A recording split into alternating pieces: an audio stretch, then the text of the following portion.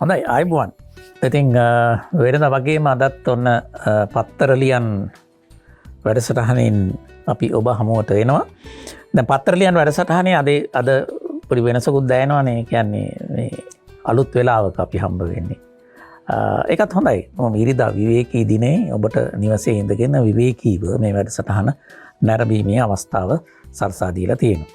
ඉතින් මේ නිසා ඔබට මම හිතනවා වැඩි ආශ්වාදයක් මේ වැඩසටහනින් නරඹන්න පුළුවන් වෙයි. රාත්‍රී කාලේ සමහරට බලනකොට කාන්තාවන්ට උයන පිහන වැඩ කාන්තාවන්ට කියලා එක වෙන් කරන්නත් හොඳ නැහැ. පිරිමින්ට උයන පිහන වැඩ වලට එකතු වෙන්න ඕනේ. කොහොම වුණත් එහෙම ගැටලුවකුත් තිබුණානේ.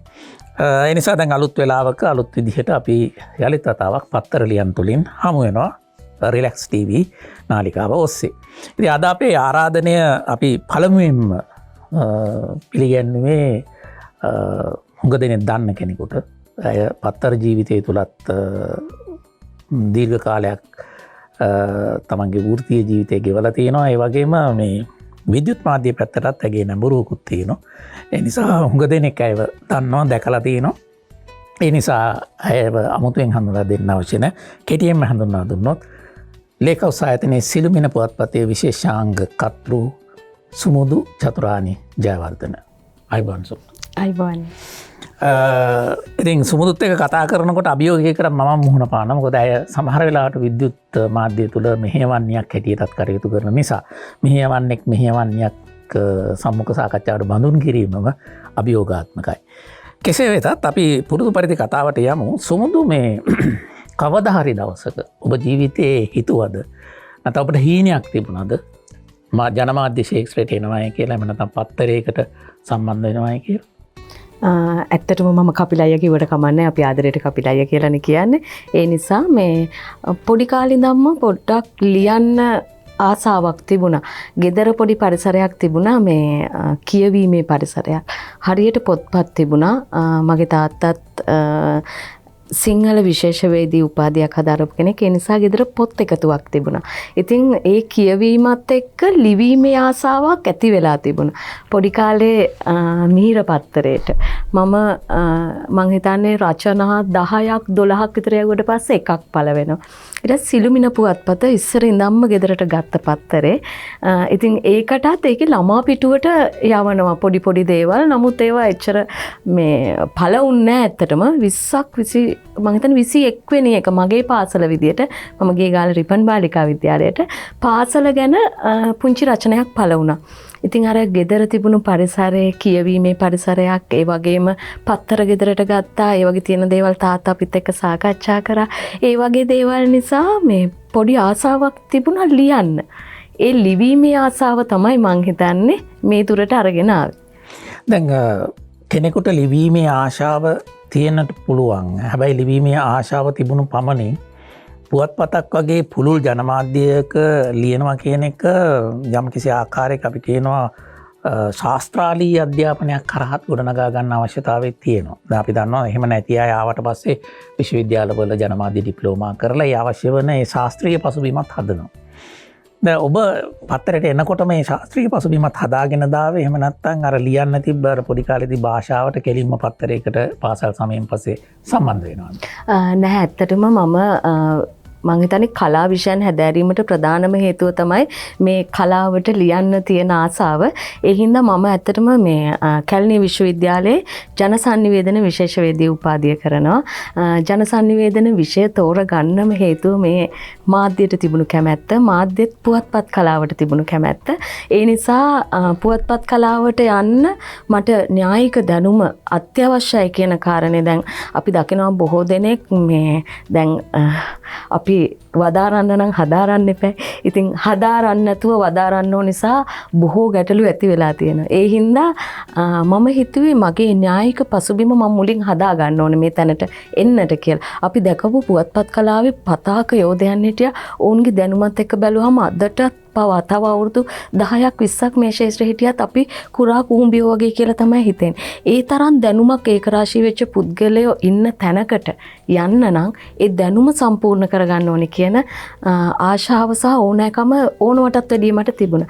ඒ නිසා මම කැලණිය විශ්වවිද්‍යාලයට ඇතුළත් වෙන්නෙම පේරාදෙණිය විශ්වවිද්‍යාලයට යාමේ ආශාව තිබුණත් ඒ පරිසරයට තියෙන ආශාව නිසා නමුත් මම අර මගේ තිබුණු අරමුණ ඉෂ්ට කරගන්න නම් ජනසන්නිවේදන විශේෂවේදී උපාධියක් කරන්න ඕන කියන අරමුණ මට තිබ්බා. ඒ නිසා කැලණිය විශ්වවිද්‍යාලයට ඇතුළත් වුණා.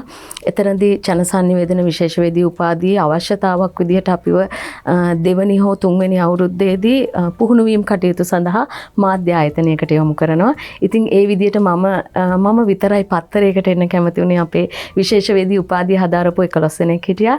ඒ අයගෙන් මම තමයි පත්තරයකට ආපු කෙනා. අනිත් අය විද්‍යුත් නාලිකාවලට ගියේ. ඉතින් ලේක් හවුස් ආයතනය ඇත්තටම දෙවනි සරසවිය මගේ ජීවිතේ.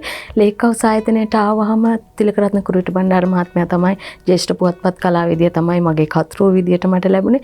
ඉතින් ඒ තවත් පාසලක්. ඉතින් ඒ නිසා අර මගේ ආසාවට න්‍යායික දැනුමට ප්‍රායෝගික දැනුමත් එකතු වෙවි මම මේ තැනට ආවේ. ඇත්තටම ඒ පුහුණු වීම කටයුතු වලට ඇවිල්ලා එහෙම්මම ඉඳලා කිසිම රස්සාවකට මම සම්මුඛ පරීක්ෂණයකට නොගිය කෙනෙක් ඇත්තටම. මොකද ලේක් හවුස් ආයතනයේම මාව තියාගත්තා. මම ඒ කාලේ බොහොම කැපවීමෙන් උනන්දුවෙන් වැඩ කරා සහ ඒකට තිබුණු ආසාව නිසා ලියන්න හරියට පෙළඹුණා. මේ දේවල් නිසා විශ්වවිද්‍යාලයට සමු දෙනකොටම රැකියාවක් විදියට මම කැමැතිම දේ තෝරගැනීමේ වාසනාව මට උරුම වුණා. ඔව් මං හිතන්නේ මේ අර මම මුලින් කතාවක් කිව්වනේ කියන්නේ මෙහෙයවන්නේක් මෙහෙයවනවා කියන එක අභියෝගයක් කියලා. ඔබට තේරෙන්නේ නැති වෙනස. ඒ කියන්නේ දැන් සුමුදුගෙන් අපි ප්‍රශ්නයක් අහුවම සුමුදු සම්පූර්ණ පිළිතුරක් දෙනවා. ඒක තමයි මේ විද්‍යුත් මාධ්‍ය ශාස්ත්‍රයේ වැඩ කිරීමෙන් එන පුහුණුව. දැන් කවුරු හරි මාව ඉන්ටර්විව් කරන්න සම්මුඛ සාකච්ඡා බාධනය කරත් මමත් ඔහොමයි. ඒ කියන්නේ ප්‍රශ්නයක් අහුවම පරිපූර්ණ උත්තරයක් දෙනවා. මොකද මම දන්නවා මේ උත්තරේ තමයි අවශ්‍ය වෙන්නේ කියලා. සුමුදු දැන් විශ්වවිද්‍යාල අධ්‍යාපනය ආශාව මේ දෙකම ඔබේ බෑග් එක ඇතුලේ තියෙනවා දැන්. ඊට පස්සේ පුහුණුවකුත් තියෙනවා. ඇයි ඉතින් ලේක් හවුස් එකම තෝරගත්තේ? ඊට අමතරව ඔබේ සමය වෙනකොට වෙනත් පත්තර තිබුණා. ඒතියේදී ඇයි වෙන පත්තරයක් තෝරනගෙන ලේක් හවුස් එකම තෝරගත්තේ? ඇත්තටම මම අර මුලින්ම කිව්වා වගේ කපිලයා මේ මම පොඩි කාලේ දැකපු පත්තරේ තමයි සිළුමිණ පත්තරේ. අපේ ගෙදර අපේ සීයාගේ ආච්චිගේ ඉඳන් ඊට පස්සේ නැන්දලා මාමලා පුංචිලා මගේ තාත්තා මේ ඔක්කොම කට්ටිය කියවපු පත්තරේ සිළුමිණ. ගෙදර පත්තරේ.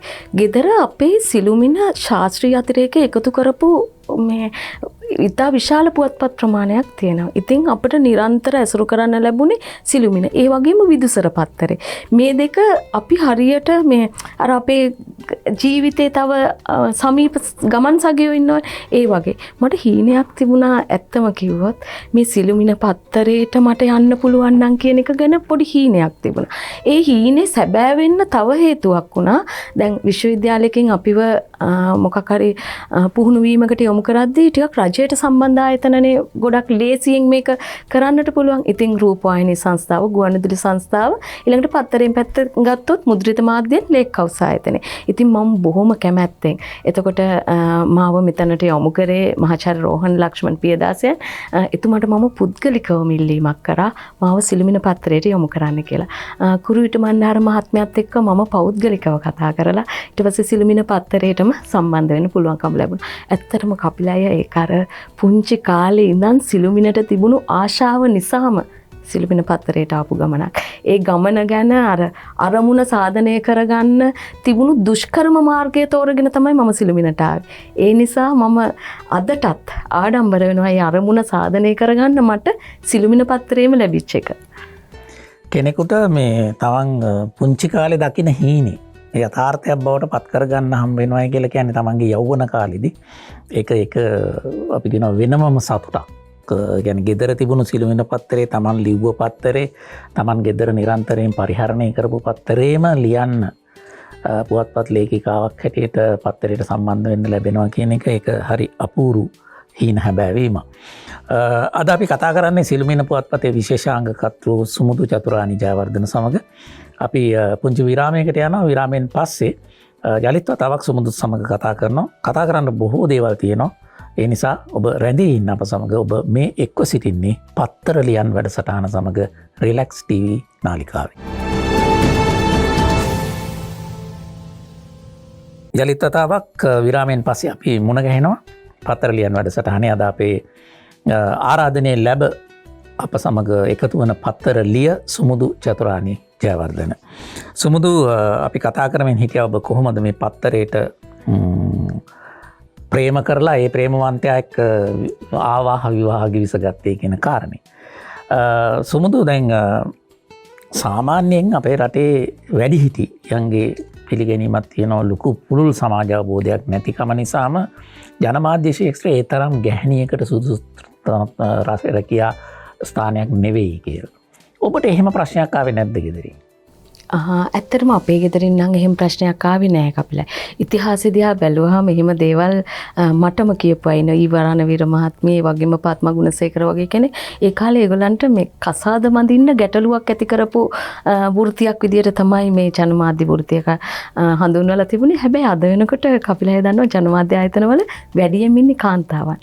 මොකද දරා ගැනීම කියන දේ අතින් කාන්තාව හරි පිරිමියට වැඩි ඉදිරියෙන් ඉන්නේ. ඒක මම වගකීමෙන් කියන්නේ. ඒ නිසා ජනමාධ්‍ය ආයතනයක වැඩ කරනවා නම් දරා ගැනීමේ හැකියාව ඔබට උපරිම වෙන්න ඕනේ. ඒ උපරිම තලයට අපිට එන්න නම් ඒ කැපවීම කරන්න නම් අපි අර කාන්තාවක් කියන එකට වඩා අපේ අරමුණ අපි සමාජයට කරන්න ඕන දේ මොකද්ද කියන එක ගැන මන අවබෝධයක් තියෙනවා. ඒ නිසා අර ඉස්සර ජනමාධ්‍ය ආයතනයක වැඩ කිරීම අගෞරවයක් විදිහට කාන්තාවට සැලකුවට මම හිතන්නේ අද මාධ්‍ය ආයතන පිරීලා තියෙන්නේ කාන්තාවන්ගෙන්. ඒකට හේතුව තමයි අර දරා ගැනීමේ හැකියාව කියන එක. අනිත් වෘත්තීන් වගේ ජනමාධ්‍ය වෘත්තිය කියන එක ලේසි දෙයක් නෙවෙයි. හැමතිස්සෙම සමාජෙත් එක්ක ගැටෙන සමාජයේ දේවල් ඇසුරු කරන්නට ලැබෙන ඒ වගේ මේ සමාජයට පෙරලා ඒ සමාජයෙන් විය යුතු යුතුයකම් සහ අපෙන් විය යුතු යුතුයකම් ගැන කතා කරන හරවත් සමාජයක්. මේක 4 වෙනි ආණ්ඩුවනේ. ඒ නිසා 4 වෙනි ආණ්ඩුවේ වගකීම අද බොහෝ දුරට මගහැරිලා තිබුණත් ජනමාධ්‍යෙන් ඒක කියන්න ඕනේ. නමුත් ජනමාධ්‍ය කියන මේ එක වෘත්තියක් නෙමෙයි ඇත්තටම. අපි ගුරු භූමිකාව කියන එක වෘත්තියක් විදිහට සලකන්නේ නැහැනේ. ජනමාධ්‍ය කියන්නේ සේවාවක්. අන්නේ සේවාව කියන කාරණේදී මම හිතන්නේ අද ජනතාව බුද්ධිමත් වෙලා තියෙනවා ඒක කාන්තාවකට නුසුදුසු එකක් නෙවෙයි කියලා. මට පෞද්ගලිකව මගේ ගෙදරින් ඇත්තටම මේ එහෙම කිසිම බලපෑමක් ආවේ නැහැ. මොකද මගේ තාත්තා සහ සහෝදර සහෝදරියන් ඒ අයත් ඇත්තටම මේ උගත් පිරිසක් වුණා. දැන් උගත් සහ අවබෝධය කියන දෙක පෙරදැරි වුණාම Taman කැමති දෙයක් තෝරා ගන්න ගෙවල් වලින් නිදහස ලැබෙනවා. අන්නේ නිදහස මටත් මේ උපරිම ලැබුණා. ඒකට තවත් බලපෑමක් වුණා කපිලා මේ. දැන් ගෙදර සිළුමිණ පත්තරේ තිබුණානේ. අපේ ගෙදර ගොඩක් ඒ පත්තරේට ආදරය කරපු අය හිටියේ. ඉතින් ඒ පත්තරේට මම යනවා කියන එක අපේ තාත්තට හරි ලොකු ගෞරවයක් වුණා. ඒ නිසා ගමටත් ගෞරවයක් වුණා. ඒ නිසා මං හිතන්නේ මට ඒකට ආශිර්වාදය කොයි ලැබුණේ. හැබැයි ගමන ඇතුලේ ඒ ආශිර්වාදය මට ගෙදරින් ලැබුණාට විශ්වවිද්‍යාලයෙන් ලැබුණාට ඒ ගමන ඇතුලේ ගත කරපු ගෙවාගෙන ආපු ජීවිතේ හරිම කටුකයි. ඒක ගල් වලින් හැම තිස්සෙම ගල් පෙරලෙනවා. ඒ හැම ගලකින්ම බේරිලා අර දියපාර එනවා වගේ පුංචි නැගීම් තමයි කරගෙන මේ තත්ත්වයට ආවේ. ඒ නිසා අභියෝග තිබුණේ පටන් ගන්නකොට නෙමෙයි ගෙවාගෙන යද්දි. අභියෝග තිබුණේ පටන් ගන්නකොට නෙවෙයි ගෙවාගෙන යද්දී. මම හිතනවා ඒ වැකිය මෑති අය විචිත්‍රාංග කතුවරියක් කියන එක සනාථ කරන්න විචිත්‍රාංගයක් ලියද්දී මෙවැනි බස හැසිරීමේ විචිත්‍රවත් බව ඉතාමත්ම වැදගත් කාරණයක්. සුමුදු දැන් ඔබ ඇත්තටම පත්තරයට සම්බන්ධ වුණාට පස්සේ තිලකරත්න කුරුවිට බණ්ඩාර කියන ප්‍රවීණයා ඉදිරියේ දැන් මං හිතන්නේ මාව ලියන්නෙක් හැටියට පළවෙනිම විචාරයට බඳුන් කළෙත් තිලකරත්න කුරුවිට බණ්ඩාර. ඉතින් ඒ නිසා දැවැන්තෙක් ඔහු පත්තර සහ මේ ආන්දි ශාස්ත්‍රී. ඉතින් මේ යටතේ ඔබට ලැබුණෙත් විචිත්‍රාංග පැත්තමද එහෙම නැත්නම් ප්‍රවෘත්ති වගේ පැත්තක්ද? මුලින්ම අපි ලේකව් සායතන පත්තරයකට යොමු වුණාම අපිට අර එකපාර ලියන්න දෙන්නේ නැහැ. පුංචි පුංචි ප්‍රවෘත්ති තමයි මුලින්ම ලියන්න දෙන්නේ. දයාල් අංකපුර මහත්මයා තමයි ඒ කාලේ ප්‍රවෘත්ති කර්තෘ විදියට හිටියේ. ඉතින් අපිට පොඩි අපි අලුතෙන් ආපු විශ්වවිද්‍යාල පුහුණුවීම් කටයුතු වලට ආපු අය. ඉතින් ඒ නිසා පොඩි නිවුස් පොඩි ප්‍රවෘත්ති හදන්න තමයි අපිට දුන්නේ. පස්සේ අපිට පුංචි තීරයක් දුන්නා ලියන්න. මම සහ තව ශ්‍රීපාලි මණ්ඩපයෙන් කෙනෙක් ඇවිල්ලා හිටියා. අපි දෙන්නටම දුන්නා මේ පුංචි තීරයක් පුවත් කෙටියෙන් කියලා. ඒ කියන්නේ ගමේ පාලම් විවෘත කරන එක. ඊට පස්සේ මොනවා හරි ග්‍රාම්‍ය මට්ටමින් වැඩ කටයුතු වෙලා තියෙනවා නම් පුංචි ප්‍රාදේශීය මට්ටමේ ප්‍රවෘත්ති එකතු කරලා පුවත් කෙටියෙන් කියලා අපිට අපි ඒකට පුවත්පත් භාෂාවෙන්ම කියනවා නම් ඩබල් කොලම් එකක් තීරු දෙකක් දීලා තිබුණා. ඊට පස්සේ මේ දෙන්නෙත් අපේ ලිවීමේ හැකියාව අවබෝධ කරගන්නට. ඇත්තටම තිලකරත්න කුරුවිට බණ්ඩාර මහත්මයා සහ දයාලංකපුර කියන්නේ මගේ ජීවිතේ බොහොම හැරවුම් ලක්ෂ දෙකක් මගේ පුවත්පත් කලාව ඇතුලේ. ඒ වගේම නන්දන වීරසිංහ මහත්මයා මේ අය බැලුවා අපිට ලියන්න පුළුවන්ද කියලා. මූලිකම දේ වාක්‍ය ගලපා ගැනීම කියන එක. මේ ගලපා ගැනීම කියන දේ හොයන්න තමයි අර පුංචි ප්‍රවෘත්ති දුන්නේ. ඊට පස්සේ පුංචි ලිපිවලට යන්න පටන් ගත්තා. ඊට පස්සේ තමයි තේරුම් ගත්තේ ප්‍රවෘත්ති පැත්තට වඩා මට පුළුවන් විශේෂාංග පැත්ත කියලා. ඇත්තටම මුලින්ම අපි ප්‍රවෘත්ති කරා හෙඩ්ලයින් එක පවා ලිව්වා. නමුත් පසු කාලීනව අර කියවීම නිසා පෝෂණය වුණු යම්කිසි භාෂාමය හැකියාවක් තිබුණු නිසා විචිත්‍ර විශේෂාංග කියන පැත්තට අපිව යොමු වුණා. ඒ කියන්නේ බොහොම සමාජයේ තියෙන ලස්සන දේවල්, ජනතාවට මානුෂීය කතන්දර, ජනතාවට ආදර්ශයක් ගන්න පුළුවන් කතන්දර, ඒ වගේ දේවල් වලින් තමයි මුලින්ම ලියන්න පටන් ගත්තේ. පාලිත ධර්මරත්න කියලා අපේ සමකතෘ කෙනෙක් හිටියා. එතුමා හරියට ලියන්න දුන්නා අපිට. දැන් ගොඩක් දෙනෙක්ගේ චෝදනාවක් නේ පුවත්පතකට අලුතෙන් ගියාට පස්සේ ලියන්න දෙන්නේ නැහැ කියන එක. නමුත් අපේ අත්දැකීම වෙනස්. මගේ අත්දැකීම මට තිලකරත්න කුරුවිට බණ්ඩාර මහත්මයා, දයාලංකපුර මහත්මයා, නන්දන වීරසිංහ මහත්මයා, ඒ වගේම පාලිත ධර්මරත්න මහත්මයා මේ අය හරියට ලියන්න දුන්න. සමහර දවසට කපිලා ඒ කාලේ මම විශ්වවිද්‍යාලෙ ඉගෙන ගන්න කාලේ පත්තරේ යනවා ලිපි 6ක්. සමහර අය කියනවා මේ පත්තරේ ඉන්නේ සුබුදු චතුරානි විතරක් කියලා හිතයි කියලා. එච්චර ලියන්න දෙන්න එපා කියලා. ඉතින් අපි වෙන නම් වලිනුත් ලියනවා. ඉතින් අපිට ගෙවීමක් කරෙත් නැහැ විශ්වවිද්‍යාල පුහුණුවීම් කටයුතු නිසා. ආසාවට පුදුමාකාර ලිවීමේ ආසාවක් තිබුණා. අපි සිළුමිණෙන් අතර වෙන්නේ නැහැ. ලේකව් සායතන ඇතුළේ තියෙන දිනමිණ කියලා පුවත්පතක්. මේකේ මන්සල සාහිත්‍ය අතිරේකයට ලියනවා. ඊට පස්සේ පරිසර අතිරේකයට ලියනවා. ලිවීමේ පිස්සුවක් තිබුණා.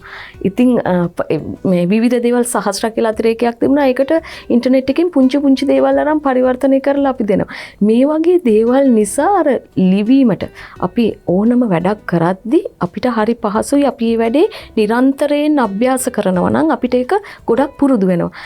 ඒකම තමයි මටත් ලැබුණේ. අර ලිවීමට තියෙන ආසාව නිසා දිනමිනද සිළුමිනද නවයුගයද කිසි දෙයක් ඇතෑරුන්නේ නැහැ. ජනතා පත්තරේ මේ හැම එකටම ලේකව් සායතනයේ තියෙන හැම පත්තරයකටම ලියන්න ගත්තා. ඒ අභ්‍යාසය තමයි මට අදටත් මට කිව්වොත් මොකක් හරි මාතෘකාවක් දීලා මේ මාතෘකාවට වචන 500යි ලියන්න ඕන කියලා මට ලියන්න පුළුවන් ඕනෑම පුළුල් මාතෘකාවක් වචන 500කට. අන්න ඒ හැකියාව ලැබුණේ අර සතත අභ්‍යාසය නිසා. ඉතින් ඒකට බොහොම උදව් කරා තිලකරත්න කුරුවිට බණ්ඩාරයන් ඇතුළු ඒ කාලේ අපිත් එක්ක හිටපු අපේ ජ්‍යෙෂ්ඨ මාධ්‍යවේදීන් පිරිස කුරුවිට බණ්ඩාර මහත්මයා තිලක් මහත්මයා කියලා අපි කියන්නේ. ඇත්තටම තිලක් මහත්තයා කවදාවත් අපේ ලිපියක් එකපාර පළ කරේ නැහැ. දැන් සමහර අපි ගාවට අලුතෙන් එන ළමයින්ට අපි ලිපියක් නැවත ලියන්න කිව්වොත් පොඩ්ඩක් මූණ ටිකක් අමුතු වෙනවා. හැබැයි තිලක් මහත්තයා මල් අවවලා ලියලා තියෙනවා එක ලිපිය 7 පාර. ඒ ලිපියම නැවත පරිවර්තනය වෙලා ඔබ්සර්ව් එකට යන මට්ටමට හැදෙන තරමට මම ලිපිය ගෙනihin දුන්නාම සුමුදු මෙතන නෙවෙයි මේ මැද උඩට ගන්න කියනවා. අග උඩට ගන්න කියනවා. නෑ නැවත මේක ලියන්න කියනවා. මොනවා හරි වැරද්දක් කියලා. අපි ඒ කාලේ හැබැයි ඒක ගත්තේ හරි හොඳ අභ්‍යාසයක් විදියට. මම 7 වෙනි පාර ලියපු ලිපිය තමයි ඒ වසරේ හොඳම ලිපිය බවට පත් උනේ පෙන්ටගනයට පහර දීම ගැන.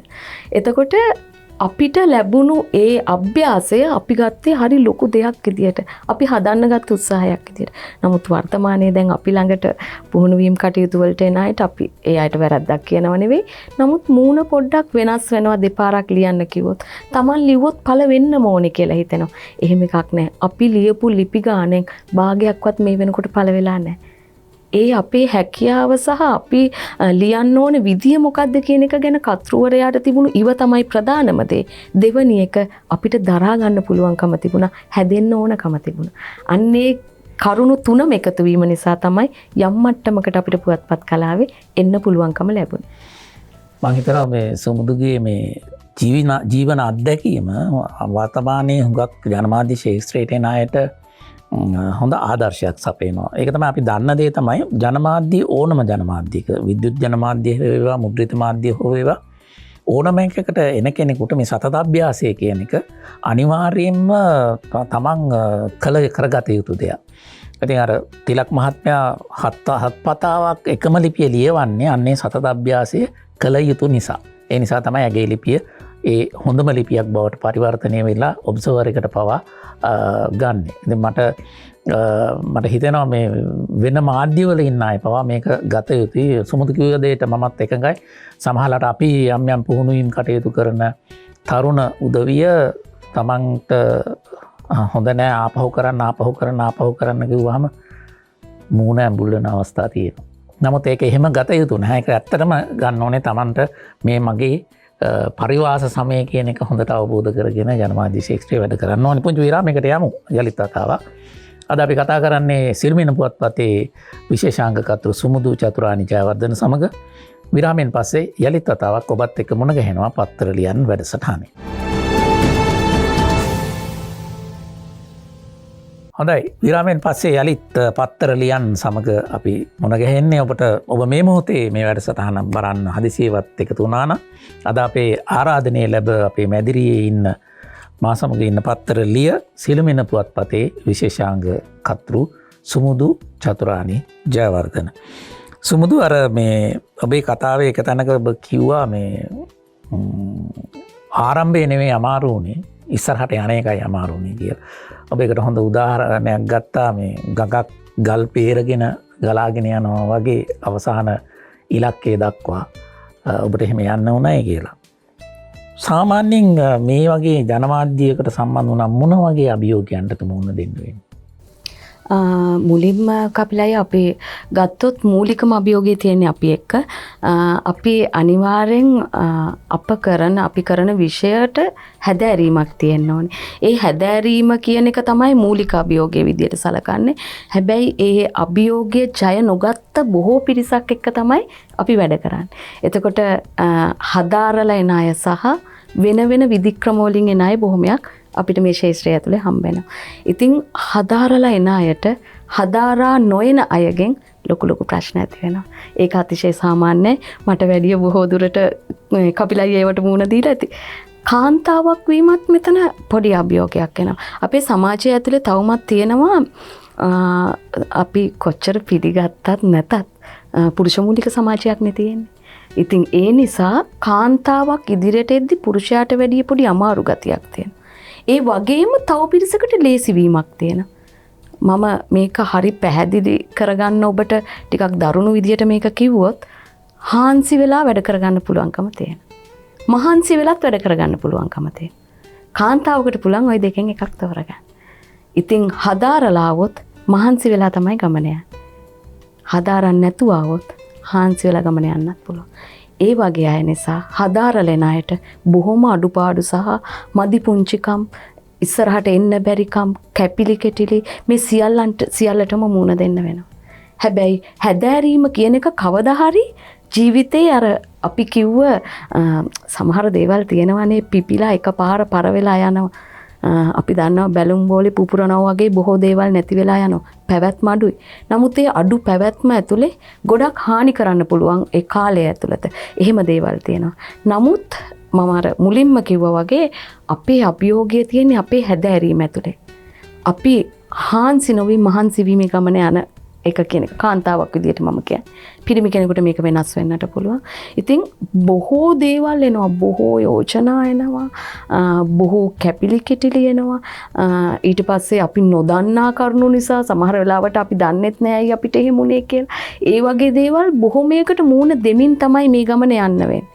හැබැයි අදටත් මම හිතන දේ තමයි හදාරනවා නම් ඔබට කල් ගියා වුණත් හරි පාර විවෘත වෙනවා කියන එක.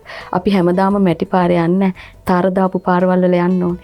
ඒ යන්න නම් අපි අපේ ගමන ශක්තිමත් කරගන්න හැදෑරීම් තියෙන්න ඕනේ. මගේ ජීවිතේ මට ඒ පටන් ගන්නකොටම ඉතාම හොඳ මාධ්‍ය කලාව ඉතාම හොඳ සත්පුරුෂයෝ හමු වුණා. තිලකරත්න කුරුවිට මම ඉස්සෙල්ලා කිව්වා වගේ කරුණාදාස සූර්යාරාජ මහත්මයා මේ වගේ අපේ හැකියාවන් අඳුරගෙන අපිට යන්න අපිට අර තාරපාරට තල්ලු කරපු කට්ටිය හිටියා. ඒ වගේම අපි තාරපාරට අඩිය තියනකොටම ඇදලා අරගෙන හෙලට දාන්න කට්ටියකුත් හිටියා. ඉතින් අර ඒ දේවල් අපේ ඕනම කෙනෙක්ගේ ජීවිතේ මං හිතන්නේ හොඳ සහ නරක දෙකම තියෙනවා. අභියෝග තියෙනවා, අටලෝ දහමක් තියෙනවා. අපිට මේක කැරකෙන රෝදයක් වගේ ජීවිතේ. නමුත් අර මාධ්‍ය කලාව ඇතුලේ ජීවිතේ කාන්තාවකට ටිකක් අසීරුයි ඇත්තටම. ඒකේ ඇතුලේ අපි මුහුණ දෙන බොහෝ දේවල් තියෙනවා. ඒ කියන්නේ සමහර වෙලාවට අපිට ලැබෙන නිදහස නිසාම අපේ නිදහස අහිමි වෙන වෙලාවල් තියෙනවා. සමහර දේශපාලනික කතන්දර නිසා අපි කොච්චර වැඩ කරත් කැපෙන වෙලාවල් තියෙනවා. මග හරින වෙලාවල් තියෙනවා. අපිට ලැබෙන්න ඕන දේවල් නොලැබී අපි දකිනවා සමහර වෙලාවට අර කිසිම හැදෑරීමක් නැතුව වදාරන මිනිස්සුන්ට තැන ලැබෙනවා. ඉතින් ඒවා ඉවසීමෙන් බලාගෙන ඉන්න වෙනවා. සමහර වෙලාවට මම හිත හදා ගන්නවා මේ කපිලයියේ මේ කොසල් රජුරුවන්ගේ හීනදාසය ගැන හිතලා. සමහර කාල තියෙනවා මේ කාක්කෙක් පිරිවරාගෙන හංසය පියාම. ඉතින් අර අපි කිරෙන් දිය වෙන් කරගන්න හංසය ඕනම දහචරාවක් කන කාක්කගේ පිටිපස්සේ ඔහුට අවවාද අනුශාසනා කරමින් පියාඹන කාලය එනවා.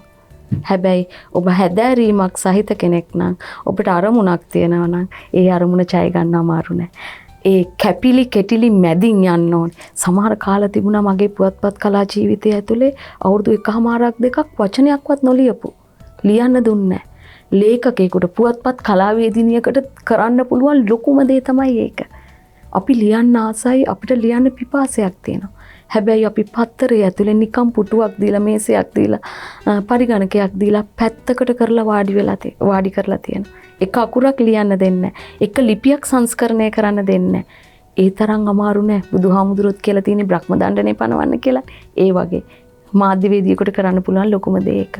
හැබැයි අපි හිතුවොත් ඒ කාලේ අපිට තව සරසවියක් විවෘත කරගන්නට පුළුවන්.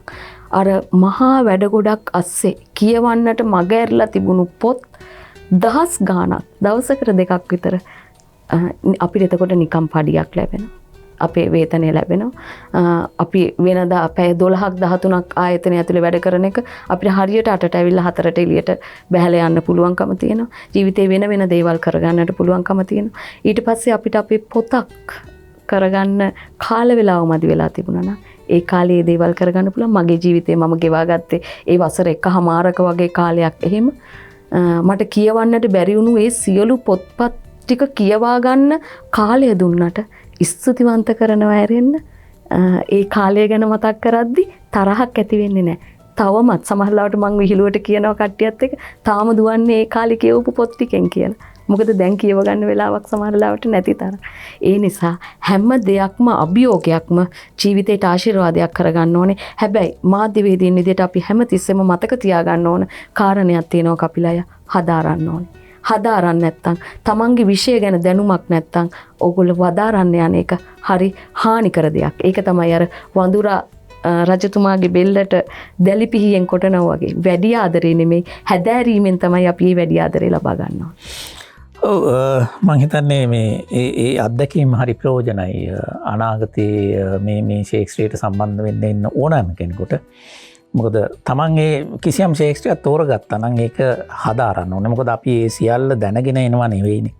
අපිට තියෙන යම් කුසලතාවයන් මත යම් අධ්‍යාපනික සුසුකමක් මත අපි යම් වෘත්තියකට සම්බන්ධ වෙනවා. නමුත් ප්‍රායෝගිකව අපි මේ වෘත්තියේ නියැලෙන අතර ඒ වෘත්තිය පිළිබඳව ගැඹුරින් හදාරන්න සිද්ධ වෙනවා. ඉතින් විද්‍යුත් මාධ්‍ය ශාස්ත්‍රයේත් මේක මෙහෙමමයි. මේක පුවත්පතට විතරක් සීමා වෙච්ච දෙයක් නෙවෙයි. විද්‍යුත් මාධ්‍ය ශාස්ත්‍රයේත් කෙනෙක් දෛනිකව තමන්ගේ දැනුම යාවත්කාලින කරන්න ඕනේ. තමන් නියැලෙන වෘත්තිය සම්බන්ධව. මෙහෙවන්නෙක් නම් ලෝකේ ඉතා විශිෂ්ට ගණයේ මෙහෙවන්නන් මෙහෙවන විදිය ගැන හොයලා බලලා තියෙන්න ඕනේ. සමුදු දැන් ඔබ එක පැත්තකින් පුවත්පත් කලාවේදිනියක් අනෙක් පැත්තෙන් පෞද්ගලිකව ඔබ බිරිඳක්. දැන් මේ පෞද්ගලික ජීවිතය වෘත්තීය ජීවිතයත් එක්ක හැප්පෙනවනේ මේ ජනමාධ්‍ය ශාස්ත්‍රය. මොකද ජනමාධ්‍යකරුවා කාලය කළමනාකරණය කරගන්න ඕනේ. මොකද කාලයත් එක්ක වැඩ කරන කෙනෙක් නිසා. අද වැඩේ හෙටට කල් දාන්න බෑ.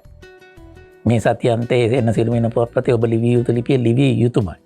ඒක ඊළඟ සිළුමිණට තල්ලු කරන්න බෑ. කොහොමද කාලය කළමනාකරණය කරේ? ඇත්තටම මේ කියන්න අසීරුම ප්‍රශ්නයක කපිලය. දැන් අපි හැමතිස්සෙම වැඩ කරන්නේ ටයිම් එකක් එක්ක, වෙලාවක් එක්ක. අපිට තියෙනවා මුද්‍රණය කරන්නට පත්තරේ යවිය යුතු වෙලාවක්. අපිට තියෙනවා ඉතා විශාල පිටු ප්‍රමාණයක් ඒ වෙනකොට සකස් කරගන්න ඕන. තිරේ ඔබ දකින පුවත්පත බොහොම ලස්සනට ඔබ අතට ආවට තිරේ පිටුපස තියෙන වැඩ කන්දරාව මහ මෙරක් තරම්. ඒකේ අපි ඉස්පිල්ලක් පාපිල්ලක් තිතක් නෑර. අපි ඒක බලනවා. මොකද මුද්‍රිත මාධ්‍ය කියන්නේ කවදා හරි කෙනෙකුට සංරක්ෂණය වෙන මාධ්‍යයක් නිසා තමන්ගේ මූලාශ්‍රයක් විදියට පාවිච්චි කරන්න පුළුවන් එකක්. ඔබ දන්නවා ඔබට නඩු තීන්දුවක් යම් කිසි දෙයක් ලබා ගන්නට ඕන වුණොත් අධිකරණ ක්‍රියාමාර්ගයකට යන්න වුණොත් මේ සියල්ලන්ටම විද්‍යුත් මාධ්‍යයටත් වඩා ඔබට මූලාශ්‍රය විදියට ගෙනියන්න තියෙන්නේ පුවත්පත. ඒ නිසා අපි ඉතාමත් ප්‍රවේශම් සහගත වෙන්නට ඕනේ මේ ඉස්පිල්ලක් පාපිල්ලක් තිතක් ගැන පවා. තිත වෙන තැනක යෙදුනත් වෙන අර්ථයක් තමයි වාක්‍යයෙන්. ඒ නිසා අපි මේ වෙලාවත් එක්ක සහ අර ඒ තියෙන අපි කොහොමද කියන්නේ වගකීම් සහගත බවත් එක්ක බොහොම මේ ළඟ සම්බන්ධයක් ඇති කරගෙන තමයි මේ ගමන යන්නේ. ඒ නිසා අර ගෙදරටත් වඩා සමහර වෙලාවට අපිට පුවත්පතට මූලිකත්වය දෙන්න වෙනවා. හොඳයි. ගෙදරටත් වැඩිය සමහරවල් රැකියාව ගෙදර බවට පත් වෙන තැන් තියෙනවා. ඒක එහෙම තමයි. දැන් අපි විද්‍යුත් මාධ්‍යයට ආවහමත් අපි විද්‍යුත් මාධ්‍ය තුලත් ඔය අභ්‍යාසයම තමයි කරේ. සමහරට ගෙදර වැඩ හුඟක් වෙලාවට අපි කරලා තියෙන මග හැරිලා ගිහිල්ලා අපිට. කෙසේ වෙතත් මග හැරෙන්න බැරි වෙලාවක් දැන් තියෙන්නේ කියන්නේ පුංචි විරාමයකට යනවා. ඒ නිසා අපි විරාමයට ගිහිල්ලා විරාමෙන් පස්සේ යාලිත් වතාවක් පත්තර ලියන් සමග කතා කරමු. මතක් කරොත් අද අපේ පත්තර ලිය සිළුමිණ පුවත්පතේ විශේෂාංග කර්තෘ සුමුදු චතුරානි ජයවර්ධන. හොඳයි, අපි විරාමයෙන් පස්සේ යාලිත් පත්තර ලියන් සමග එකතු වෙනවා. ඉතින් ඔබටත් පුළුවන් මේ පත්තර ලියන් වැඩසටහනත් එක්ක රුජුව සම්බන්ධ වෙන්න. ඔබ නරඹන්නෙක් හැටියට රසිකෙක් හැටියට ඉන්නවා නම් මේ වැඩසටහන අතරතුර තිරේ පතිත වෙන දුරකථන අංකවලට WhatsApp නම්බරයට එහෙම නැත්නම් ඊමේල් එකක් වෙවන්න පුළුවන් නම් ඒත් පුළුවන් අපිට. කොහොම හරි විදිහකින් ඔබට මේ ප්‍රතිචාර අපිට දක්වන්න පුළුවන්. ඔබට යෝජනා කරන්න පුළුවන්. අපිට සමහර විට මගහැරිච්ච පත්තර ලිය ඔබ වෙන්න පුළුවන්. ඒ වගේ දෙයකට උනත් ඔබට යෝජනා කරන්න පුළුවන්. මෙන්න මේ වගේ කෙනෙක් ඉන්නවා එයත් සම්බන්ධ කරගන්න කියලා. ඕනම දෙයක් අපිට ලියන්න ඇනුම් බැනුම් සියල්ල අපි බොහොම මැදහත් සිතින් බාර ගන්නවා. මොකද ඒ මත තමයි වැඩසටහන වඩාත් පරිපූර්ණ වෙන්නේ හැදෙන්නේ. නිසා ඒක ගැනත් ඔබ මතක තියාගෙන මේවා ලියා තියාගෙන මේ දුරකථන අංක ඔබ අපත් සමග මේ වැඩසටහන නරඹන්න. ඉතින් යලිත් තවක් අපි සිළුමිණ පුවත්පතේ විශේෂාංග කර්තෘ සුමුදු චතුරානි ජයවර්ධන සමග කතා කරන්නයි සූදානම් වෙන්නේ. සුමුදු අපි කියමින් ආවේ දැන් මේ පෞද්ගලික ජීවිතය කොහොමද වෘත්තීය ජීවිතයත් එක්ක කළමනාකරණය කරගන්නේ කියන්නේ. ඔබ කිව්වා ලොකු අභියෝගයක් කියලා. මොකද පත්තරේ ජීවිතේ සමහරවිට ජීවිතේම වෙනවා ඒක. දැන් ඒ තියේදිත් අපිට ඇත්තටම පෞද්ගලික ජීවිතයක් තියෙනවනේ. දැන් පෞද්ගලික ජීවිතේ අපිට වැඩ කොටසකුත් තියෙනවා. මම එකඟ නැහැ කාන්තාවට වැඩි වැඩ කොටසක් පෞද්ගලික ජීවිතේ තිබිය යුතුයි කියන තැන මම නැහැ පෞද්ගලිකව. නමුත් එහෙම වෙන තැන් තියෙනවා. කොහොමද ඒක අපි කියන ගැටලු සහගත තත්ත්වයන්ට යා නොදී රැකගත්තේ? ඇත්තටම මේ මට කවියක් මතක් වෙනවා කපිලේ. මං හිතන්නේ කිව්වට කමක් නැතිවේ. ලක්ෂාන්ත අතුකෝරල කියන කවිය ලියලා තිනවා. හරි අපූර්ව කවියක්. ඒක මට හැම අසීරු අවස්ථාවකම සිහිපත් වෙනවා. මම හිතනවා ඒ කවිය මං හැමදාම පුටලා ගන්නවා. වැඩ ඇරි වැඩට යති ගැහණු කියලා. කප්පරක් වැඩ කරලා සමහර වෙලාවට අපි පැය 8 නෙමෙයි අපි පැය 8 වෘත්තිකයන් නෙවෙයි. උදේ 8ට ආවහම රෑ 8ට රෑ 10ට එළියට බහිනයි. ඒ සියල්ල කරලත් අපිට ගෙදරත් ගිහිල්ලා කරන්න වැඩ කොටසක් තියෙනවා. වාසනාවකට වගේ කපිලయ్య ප්‍රාර්ථනා කරපු විදිහේ ජීවිතයක් මට ලැබිලා තියෙන නිසා මං වැඩ කළ යුතුයම කියලා නොහිතන ස්වාමි පුරුෂයෙක් මට ලැබීම නිසා ඒ වාසනාව මට ජීවිතේ ලැබුණා. ඒ නිසා මිසක් නැත්තම් මට මේ දෙක ගලප ගන්නට අමාරු වෙන්න තිබුණා. නිතරම නිරන්තරයෙන්ම මේ මාධ්‍ය කලාවේ ඉන්න අය අපි ඒකට කියනවා ඇබ්බැහි වෙලා කියලා. අපි ඇත්තටම මේ කරන්නේ දැන් මට මගේ සැමියක් නිතරම කියන කතාවක් තමයි ඔයා හරි වාසනාවන්තයි. මොකද ඔයාට ඔයාගේ හොබි එක රැකියාව විදියට ලැබිලා කියලා. ඒක හරි වාසනාවක් කියලා. ඇත්ත ඒක. මම මගේ ආසාව විනෝදාංශයේ මේ සියල්ල මට මගේ රැකියාව විදියට ලැබිලා. ඒ නිසා මම නොහිතාම වැඩි ඉඩක් සහ වැඩි කැපකිරීමක් ලැබෙනවා රැකියාව වෙනුවෙන්. ඉතින් ඒක ඉවස ගන්න පුළුවන් ගෙදරක් තියෙන එක ඉතාමත් වැදගත්. ඒ විතරක් නෙමෙයි. කාන්තාවක් විදියට ඒ මොනවා තිබුණත් මම ඉටු කළ යුතු යුතුකම් තියෙනවා. මම හිතන්නේ මම අර මුලින්ම කියනකොට පටන් ගත්ත කපිලය මේ කාන්තාවක් කියන්නේ අති විශාල වශයෙන් දරා ගන්න පුළුවන් චරිතයක්. මේ මාධ්‍ය ආයතන ඇතුලේ කාන්තාවන් වැඩි වෙන්න හේතුව ඒක. ඉතින් අර සියල්ල දරාගෙන ඒ සියල්ලම හරියට ඉෂ්ට කරගෙන එහෙම නැත්නම් පුළුවන් උපරිමයෙන් ඉෂ්ට කරගෙන මේ ගමන යන්න පුළුවන් වෙලා තියෙනවා. ඒ නිසා රැකියාවෙන් ගෙදරටවත් ගෙදරින් රැකියාවටවත් බාධාවක් නොවි මේ දේ කරගන්න මට මොකද්ද ලොකු වාසනාවක් ලැබිලා තියෙනවා. මමත් උපරිම උත්සාහ කරනවා අර වැඩ ඇරි වැඩට යති ගැහණු කියන එක ගැන මගේ ඔළුවේ හැම තිස්සෙම තිබුණත් මට හිතෙනවා ඒ දෙකම හරියට කළමනාකරණය කර ගැනීම තමයි අපේ දරා ගැනීම කියලා. අපි පිරිමියට වැඩිය වෙනස් වෙන්නේ. අපි අර ලස්සන රෝසමල වෙනුවට දැන් පතොක් ගහක් වෙලා ඉන්නේ ඒ නිසා. හොඳයි ඒක තමයි යගේ අත්දැකීම. ඒක ඇතුලේ ඔබටත් කිසියම් ආකාරයක අපි කිව්වොත් එහෙම පූර්වාදර්ශයක් එනවා. ඔබ මේ ශේක්ස්පියර් එන්න ඉන්නවා නම් ඒ දේවල් නිසි පරිදි කළමනාකරණය කරගන්න අවශ්‍යයි. අපිට ජනමාධ්‍ය වෘතිය කියලා කියන්නේ ඇත්තෙන් මේක අර කිව්වා වගේ සේවාවක් පැය 8 වෘතියක් නම් නෙවෙයි. සමහර විට විද්‍යුත් ජනමාධ්‍යවේදියෙක් විතරක් නෙමෙයි අපි ගත්තොත් පුවත්පත්වලත් එහෙමයි. නමුත් විද්‍යුත් ජනමාධ්‍යවේදී හුඟක් වෙලාවට පැය 24ම වැඩ කරන උදවිය. ගෙදර ගියත් සමහරට දුරකථනයේ කිසිම දවසක නිවා දමන්නේ නැහැ. ඒක තියලා තියෙනවා කවුරු හරි හදිස්සියෙත් රෑ කතා කරන මොකද අපිත් ඔය ශේක්ස්පියර් හිටපු නිසා අපි දන්නවා රෑ 12ටත් කතා කරපු වෙලාවල් තියෙනවා. ඉතින් ඒක තමයි මේ වෘත්තියේ හැටි. ඉතින් ඒක දැනගෙන ඕනේ මේ වෘත්තියට එන්න. එහෙම නැත්නම් උදේ 8ට ඇවිල්ලා 8:00 වෙනකම් මේකප් කරලා ඊට පස්සේ 10ට තේ එක බීලා ඊට පස්සේ 12ට කාලා 12 ඉඳලා 1 වෙනකම් තව කතාවකුත් කර ඉඳලා ඊට පස්සේ 3:00ට තේ එක බීලා 3:00 ඉඳලා ගෙදර යන්න මේකප් එක දාන රස්සාවක් නම් නෙවෙයි ජනමාධ්‍ය රස්සාව. ඊට වැඩිය වෙනස් රස්සාවක්. ඒ නිසා ඔබ ඉන්නවා නම් මේකට එන්න කැමැත්තෙන් අන්න ඒ කැපවීම ඔබට කරන්න පුළුවන් නම් මේ ශේක්ස්පියර් එන්න. එතකොට අර සමුදු ගියා වගේ දුර ගමනක් ඔබට යන්න පුළුවන්. සමුදු දැන් ඔබ මගේ ඊළඟ ප්‍රශ්නේ. ඔබ පටන් ගන්නේ පුවත්පත් ලේඛිකාවක් හැටියට. විශ්වවිද්‍යාල ශිෂ්‍යාවක් හැටියට ඇවිල්ලා පුහුණු වෙලා ඊට පස්සේ එතෙන්නම වෘත්තීයමය වශයෙන් සම්බන්ධ වෙනවා. දැන් අද ඉන්නේ ඔබ විශේෂාංග කර්තෘවරියක් හැටියට.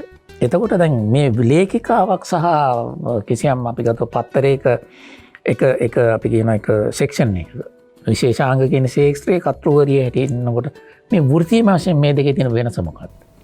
ඇත්තටම වගකීම් සහගත කියන රේඛාව තමයි එතනින් ඇදෙන්නේ. දැන් මම එකෙන් අදහස් කරන්නේ ලේඛිකාවක් විදිහට අපි කටයුතු කරද්දී වගකීම් සහගත නෑ කියන එක නෙවෙයි. නමුත් අපිට ප්‍රධාන කර්තෘවරයා ඉන්නවා. පුවත්පතේ තියෙන භූමිකා කිහිපයක්. ප්‍රධාන කර්තෘ ඉන්නවා, සම කර්තෘ ඉන්නවා, විශේෂාංග කර්තෘ ඉන්නවා, ප්‍රවෘත්ති කර්තෘ ඉන්නවා. එතකොට විශේෂාංග කර්තෘවරයා යටතට තමයි පුවත්පතක සියලු විශේෂාංග වැටෙන්නේ. එතකොට විශේෂාංග කර්තෘවරයා දිනපතා පුවත්පතක නම් දිනපතා වෙන සංසිද්ධීන් ගැන කතා කරන්නට ඕනේ. විශේෂාංග කර්තෘවරිය සතියන්ත පුවත්පතක නම් ඒ සතිය පුරා සිදු වුණු දැන් සතියන්ත පුවත්පතක් කියන්නේ සංගරාවක් වගේ එකක්නේ. එතකොට අර සතියන්තයේ කියවන්න වෙනමම විශේෂාංග ප්‍රමාණයක් එහි අන්තර්ගත වෙන්න ඕනේ. එතකොට ලේඛිකාවක් විදියට මම කටයුතු කරද්දී මට ප්‍රධාන කර්තෘවරයා හෝ විශේෂාංග කර්තෘවරයා සම කර්තෘවරයා මට පවරන දේ තමයි මම ගොඩක් වෙලාවට කරන්නේ. අපි හිතමු මේ සතියේ තියෙන ප්‍රධානම සිද්ධිය තමයි මේ රංජන් රාමනායකගේ ශ්‍රේෂ්ඨ අධිකරණයට අපහාස කිරීම කියන කාරණා මේ වගේ දේවල් මේ කාලේ වැඩියෙන්ම සාකච්ඡා වෙන්නේ. ඉතින් අපි හිතමු මට කියනවා ප්‍රධාන කර්තෘවරයා ඒ සම්බන්ධ ඉතිහාසය ඊට කලින් SP දිසානායක එමානුවෙල් මේ අය කොහොමද සිරගත වීම සිදු වුණේ අධිකරණයට අපහාස කිරීම කියන කාරණේ යටතේ හොයලා ලියන්න කියලා. ඒතකොට මට තියෙනවා රාමුවක්. මම මේ රාමුව ඇතුලේ මට තියෙන ඉඩට අනුව මම විශේෂාංග ලිපිය සම්පාදනය කරනවා. නමුත් විශේෂාංග කර්තෘ කියන කෙනා ඊට වැඩිය වෙනස්. අර පවරන දේ පවරන්නට පෙර ඔහු ගෙදර වැඩ ටිකක් කරන්නට ඕනේ. හෝම්වර්ක් තියෙනවා. මුළු සතිය පුරා වෙච්ච සිදුවීම් විශ්ලේෂණය කරගන්න ඕනේ. මේ වගේ අපේ මේ පිටු 100 ඇතුළට යා යුතු විශේෂාංග මොනවද කියලා තීරණය කරන්න ඕනේ. එතකොට ලංකාවේ තියෙන එකක් හෝ දෙකක් නෙවෙයි පත්තර. බොහෝ ප්‍රමාණයක් තියෙනවා. ඒ පත්තර අතර මහා ලොකු තරඟකාරීත්වයක් තියෙනවා. ඒ තරඟකාරීත්වයේ තීරණය වෙන්නේ ප්‍රවෘත්ති සහ විශේෂාංගවල නව්‍යතාවය මත. ඒ වගේම වෙනස් වීම මත. එතකොට අපි නව්‍ය විශේෂාංග හොයන්න ඕනේ. ඒ වගේම අපි හිතමු උදාහරණයක් විදිහට සිළුමිණ සමග තරඟකාරීව සිටින දිවයින ලංකදීප අරුණ වගේ පුවත්පතක පළ නොවන නමුත් වැඩිපුරම මිනිස්සුන්ගේ සාකච්ඡාවට ලක් වෙන්න පුළුවන් විශේෂාංග මොනවද කියන එක ගැන අපි හොයන්න ඕනේ. හැම පත්තරේම පළවෙන විශේෂාංගයක් පළ වෙන්න ඕනේ. අනිත් පත්තරවල පළ නොවන අපිටම සුවිශේෂී වුණු. අර අපි කියන්නේ අපි ස්කෝ කරන ආටිකල් එකක් තියෙන්න ඕනේ කියලා. අන්න ඒ ලිපිය හොයාගන්නත් විශේෂාංග කර්තෘවරයා සමත් වෙන්න ඕන. ඔහු තමයි සතියේ විශේෂාංග මේ දේවල් යා යුතුයි කියලා තීරණය කරලා ප්‍රධාන කර්තෘවරයාට ඒ ගැන දැනුම් දීලා ප්‍රධාන කර්තෘවරයා විසින් අදාළ විශේෂාංග ලේඛකයන්ට ඒක දැනුම් දෙනවා. ඒ ලිපි ලියන්න කියලා. ඊට පස්සේ අදාළ කරුණු හොයලා දෙන්න ඕන. ඊට අවසානයේ අර විශේෂාංග ලේඛකයා ලියලා එවන ලිපිය දැන් මම ඔබට මුලින් කිව්වා අපිට තියෙන ඉඩ අනුව අපි ලියන්න ඕනේ කියලා. බොහෝ විශේෂාංග ලේඛකයන්ට තියෙන දුර්වලතාවක් තමයි එකක් හැදෑරීම වැඩි වුණාම නැත්නම් හැදෑරීමක් නැති වුණාම මේ කරුණු දෙකම නිසා අනවශ්‍ය වැල්වටාරම් බොහොමයක් ලියනවා. සමහර වෙලාවට අපි පිටුවකට සාමාන්‍ය වචන 1900ක් තමයි උපරිම ගන්න පුළුවන්. ඒ 1900ට ඔහු ලියන වචන 3000ක් 4000ක්. විශේෂාංග කර්තෘවරයා එහෙම නැත්නම් විශේෂාංග කර්තෘවරයාට පෙර උපකර්තෘවරයා මේ අය තමයි මේ දේවල් කපලා කොටලා අදාළ කරන කරුණු ටික විතරක් අරගෙන සංස්කරණය කරන්නේ. සමහර ලාවට ප්‍රාදේශීය මාධ්‍යවේදීන් අපිට ඉතා විශාල මෙහෙයක් කරන අය. ඔවුන් තමයි අපිට ප්‍රාදේශීයව තියෙන විවිධ සිද්ධීන් ගැන අපිට දැනුම් දෙන්නේ. ඒ පුද්ගලයන්ට වෙච්ච ගැටලු මානුෂීය කතන්දර මේ ඔක්කොම ගේන්නේ යාල. හැබැයි ඒගොල්ලෝ ලියද්දි අර ඒගොල්ලන්ට සමීපකම වැඩි නිසාම සිද්ධියත් එක්ක ඒගොල්ලෝ ලියනවා බොහෝ අනවශ්‍ය කරුණු අනවශ්‍ය වැල්වටාරම්. එතකොට දක්ෂ විශේෂාංග ලේඛකයෙක් කියන්නේ කිසිම වැල්වටාරමක් නැති අදාළ සිද්ධිය බොහොම විචිත්‍රවත්ව අපිට කෙලින්ම අවධාරණිත ඍජු විදියට ලියන්න පුළුවන් කෙනෙක්ට. ඉතින් අන්න ඒ කොටස කරගන්නේ විශේෂාංග කර්තෘවරයා විසින්. එතකොට කණ්ඩායමක් මෙහෙවනවා. ඒ සතියේ ආයුතු දේවල් මොනවද කියලා තීරණය කරනවා. ඊට පස්සේ ඒ එන ලිපි ටික මොන පිටුවල මොන විදියටද යන්න ඕන කියලා තීරණය කරනවා. මෙන්න මේ වගේ අති විශාල කාර්යභාරයක් ලේඛකයා සහ වගකීම් සහගත බව අතරේ විශේෂාංග කර්තෘවරයාට තියෙනවා. හොඳයි මං හිතන්නේ කිසියම් ආකාරයක ඒක අපි ගත්තොත් එහෙනම් පොඩි පාඩමක්. ඒ කියන්නේ මේවා පිළිබඳව ඔබ දැනගන්න ඕනේ. පත්තරයකට එනවා නම් ලේඛකයා මොකද්ද කරන්න ඕනේ? ලේඛකයාගේ රෝල් එක මොකද්ද? විශේෂාංග කර්තෘවරයාගේ රෝල් එක මොකද්ද? පිටුවට ගැලපෙන්න ප්‍රමාණයට වචන ප්‍රමාණයකින් ලියන එකම අභියෝගයක්. ඉතින් ඒක සමුදු ඉතාමත් හොඳින් පැහැදිලි කරා. අපි පුංචි විරාමයකට යනවා. විරාමයට ගිහලා අවසාන වශයෙන් අපේ කාල වේලාව වෙන්නේ අවසාන කාල ඡේදය. එතකොට ඒ කාල ඡේදය අපි සමුගේ තව දක්ෂකම් තියෙනවා. ඒව පිළිබඳව කතා කරන්න බලාපොරොත්තු වෙන්නේ. සමු දෙනවා දැන් මේ වෙලාවට. නමුත් තව සුළු මොහොතකින් යලිත් තව පත්තර ලියන් සමග අපි හමු වෙනවා. හොඳයි පත්තර ලියන් වැඩසටහන සමගයි ඔබ මේ එකතු වෙලා ඉන්නේ. ඉතින් ඔබට පුළුවන් අර මම කලිනුත් සඳහන් කරපු ආකාරයට මේ වැඩසටහන පිළිබඳව ඔබේ අදහස් ප්‍රතිචාර දක්වන්න මේ වැඩසටහන අතරතුර තිරේ පතිත වෙන දුරකථන අංක වලට WhatsApp අංක වලට ඔබට පුළුවන් ඔබේ අදහස් යෝජනා ඉදිරිපත් කරන්න. එහෙම නැත්නම් විවේචනය කරන්නත් පුළුවන්. අද අපි ආරාධනා කරේ සුමුදු චතුරානී ජයවර්ධනය ලේඛක ආයතනයේ සිළුමිණ කියන ප්‍රධාන පුවත්පතේ විශේෂාංග කර්තෘවරිය හැටියට කටයුතු කරන්නේ. සුමුදු අපිට අවසාන කාලය ලැබෙන්නේ දැන් මේ කාලය තුල දැන් එක පැත්තකින් ඔබ පුවත්පත් කතුවරියක් හැටියට ඉන්නවට අමතරව ඔබ සාහිත්‍ය ලේඛිකාවක්. ඔබ පොත් කිහිපයක්ම මුද්‍රණය කරා. දැන් මේවා කොහොමද කරේ? මේවට කොහොමද ඉඩ හදාගත්තේ? ඇත්තටම අර මේ ලේඛනය කියන එක පිපාසයක්නේ. එතකොට ලියන්න ආසයි කියන්නේ හැමතිස්සෙම දැන් මේ මැදිරිය ඇතුලේ කතාවක් ලියා ගන්න පුළුවන්. සමහර වචන සමහර දේවල් ගොඩ නැගෙනවා. මේක ඇතුලේ තියෙන දේවල් ලියන්න. ඒ වගේ දකින කියන අපි බලන හැම දෙයකම අපිට තියෙනවා හරි විශේෂයක් මොනවා හරි ලියා ගන්න පුළුවන් කමක් තියෙනවා. ඉතින් පත්තරේ සංරක්ෂිත මාධ්‍යයක් වුණාට පොතත් එක්ක ගත්තාම ඒක ඊට වැඩිය පොඩි පහළ මට්ටමක තියෙන. ඒ වගේම පත්තරේ හැම දෙයක්ම විසිරීලා තියෙනවා. ගෙදරට ගියාම ඒ ගෙදර ඉන්න පුංචිම සමාජිකයාගේ ඉඳන් වැඩිමල්ම සමාජිකයා වෙනකන් කියවන්න දේවල් තියෙනවා. ඒතකොට පත්තරේ ටිකක් විසිරීලා මුළු පවුලටම. හැබැයි අපි පොතකදී එක පාඨක පිරිසක් අපි ග්‍රහණය කරගන්නවා. ඉතින් අපිට අදාළම පාඨක පිරිස ග්‍රහණය කරගන්න නම් අපි පොතකට යන්න වෙනවා. ඉතින් සාහිත්‍ය ගැන දැන් පොඩි කාලේ ඉඳන්ම කියවීම නිසා වෙන්න ඕනේ මේ තත්ත්වය ඇති උනේ. ගෙදරත් පොඩි සාහිත්‍යමය පරිසරයක් තිබුණු නිසා අර පොතක් ලියන්න ඕනේ කියන හැඟීම හැම තිස්සෙම තිබුණා. ඒ වගේම හැදෑරීමක් තිබුණා. ඒ කියන්නේ ඒ වගේම ප්‍රකාශකයන්ගෙනුත් ආරාධනා තිබුණා.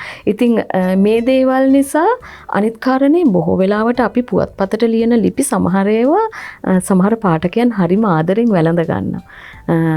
කපිලයට කිව්වොත් උදාහරණයක් විදියට මම දැහන්ගත සිත කියන මේ තීරුව ලියන කාලේ සමහර පාඨකයන් ඉන්නවා මල් තියලා යන පොත් තියලා යන මාව බලලා යන්න එන.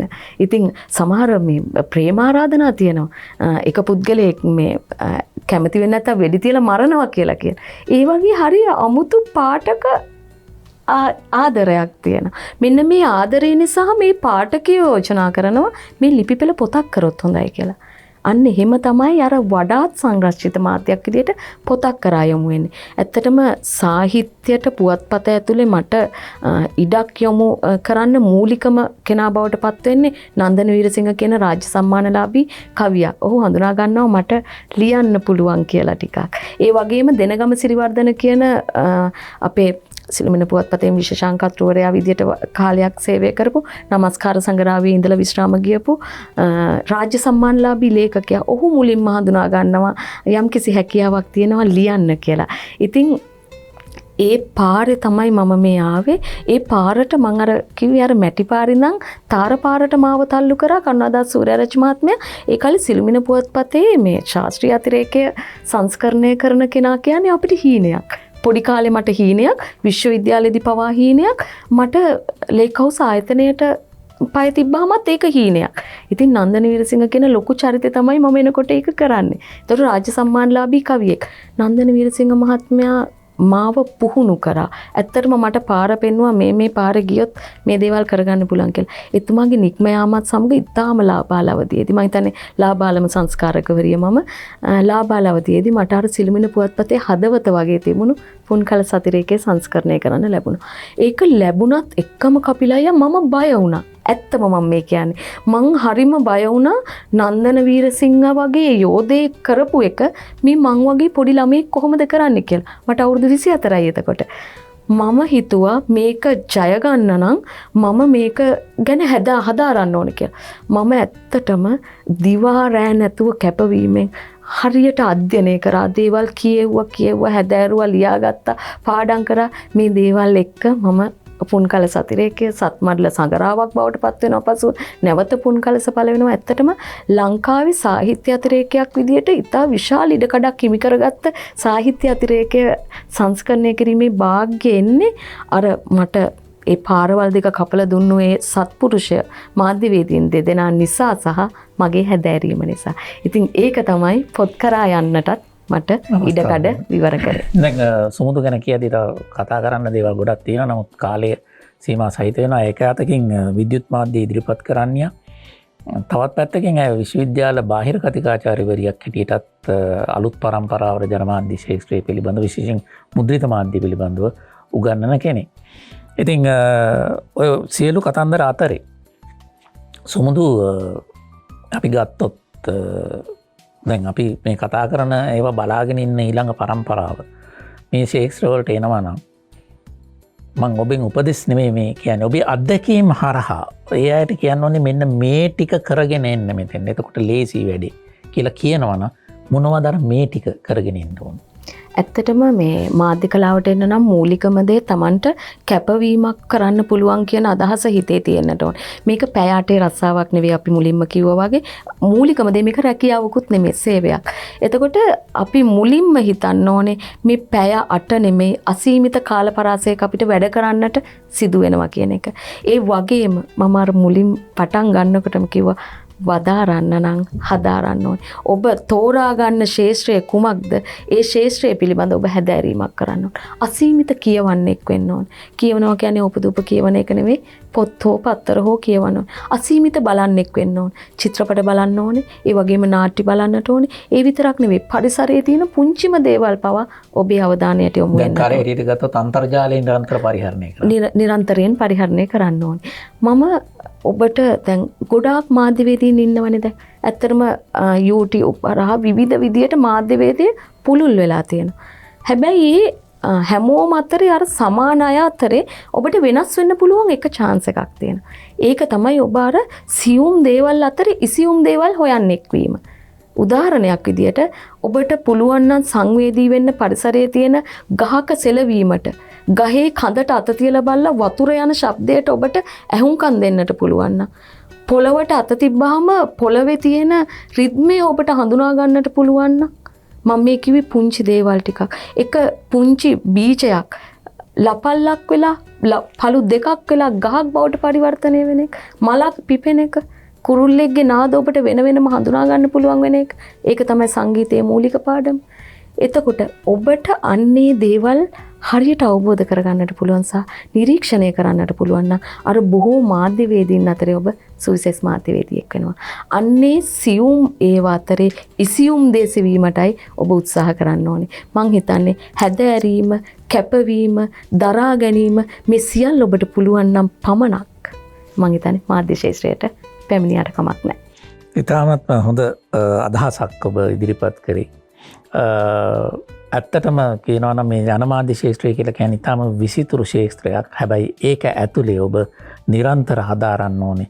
අර සමුදුගේ මං හරි කැමති කිව්ව කතාවට සියුම් දේවල් අතරේ ඉසියුම් දේවල් හොයන්න ඔබ උත්සාහ කරන්න ඕනේ. ඒතකොට තමයි ඔබ මේ විශාල මාධ්‍ය ශාස්ත්‍රය අතරේ ඔබේ අනන්‍යතාවය අපි කියන ඩෙන්ටිටි එක අපිට ඔබ හදා ගන්න බෑ. නැත්නම් ඔබ වෙන්නේ තව කාගේ හරි ඡායා පිටපතක් බවට පත් වෙනවා. ඔබට නමක් හැදෙන්නේ නැහැ කිසිම දවසක. හොඳයි සමුද මම හිතන්නේ ඉතාමත්ම සතුටුයි, ඉතාමත්ම ආඩම්බරයි ඔබ වගේ කෙනෙක් සමග සාකච්ඡා කරන්න ලැබීම. අත්දැකීම් තියෙන අත්දැකීම් විතරක් නෙවෙයි ඒ අත්දැකීම් පිටුපස්සේ ඔබ කිසියම් ආකාරයක තර්කණයක්, න්‍යායාත්මක දෙයක් ගොඩනගනවා. ඉතින් එහෙම ජනමාධ්‍යකරුවන් අපිට අවශ්‍ය කාලයක් මේ.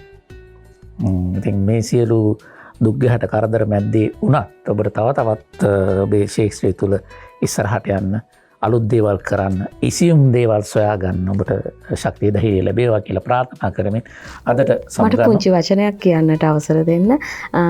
කපිලෙම් ගමගේ වගේ ජ්‍යෙෂ්ඨ මාධ්‍යවේදියෙක් එක්ක මගේ අත්දැකීම් බෙදා ගන්න ලැබීම ඇත්තටම මට සතුටක් සහ වාසනාවක්. හොඳයි. ඔව් ඒකත් කිසියම් ආකාරයක මට චරිත සහතිකයක් වෙනවා.